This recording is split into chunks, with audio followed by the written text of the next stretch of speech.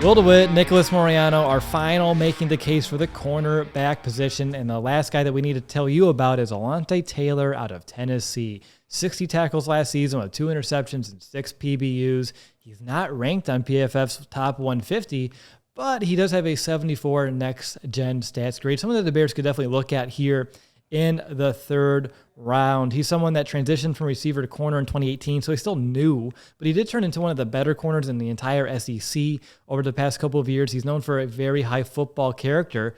Nick, when you look at someone like Taylor, what are some of those positives that you want to highlight? Well, I think for someone that had just transitioned to a new position and is able to provide that productivity, that shows me that he can pick up things pretty quickly. And going into the NFL, learning this new system that Eberflus and Alan Williams are going to bring, someone that can embody that philosophy and kind of just build or just buy into what they're doing there. So I like that he can pick up things quickly. But football-wise, love his eye discipline. Mm-hmm. He knows where the football's at, knows where the receiver's at, and can make plays on the ball. So that's something that I really like about him. And I think all that experience playing wide receiver at the collegiate level for a couple of years has definitely helped him learn how to track the football and knowing what they're going to be doing in front of him, because he's had all the experience to kind of draw from. But he's someone that thrives in zone coverage, especially a cover 2 system.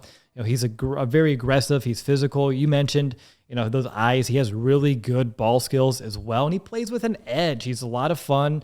He loves playing the game of football. You can see it in every single down. And he's also super fast. He's versatile. He has that slot experience, and you can also contribute on special teams as a gunner, which is you can never have too many guys who can go out down there and cover some punts for you. So he's someone that maybe he's still a little green, but his best football is still ahead of him. And if you believe you can tap into the potential, definitely someone that the Bears should be looking into if they haven't addressed the cornerback position before the third round.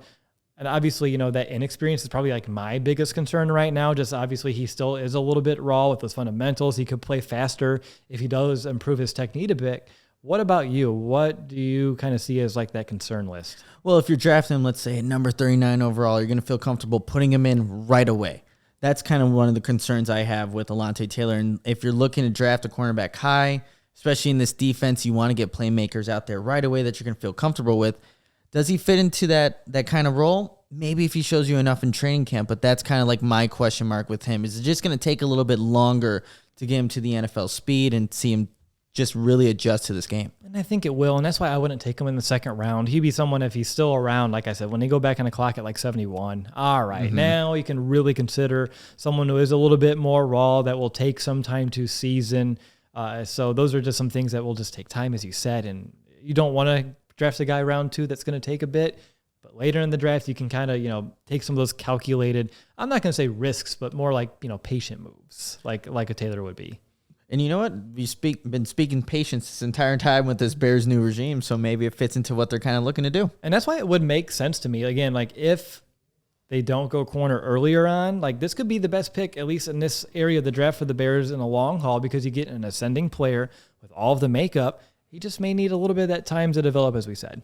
Yeah, and so if you can get the blend of that could work out in the long run for what the Bears are trying to do for this defense. For sure. Well, hey, that was making the case for the cornerbacks. Definitely, poke around the channel once in a while as we drop some of these new positions, between now and the draft time. But I hope you enjoyed, this video series with all the cornerbacks that the Bears could target, round 2, round 3, and we'll be back with more soon.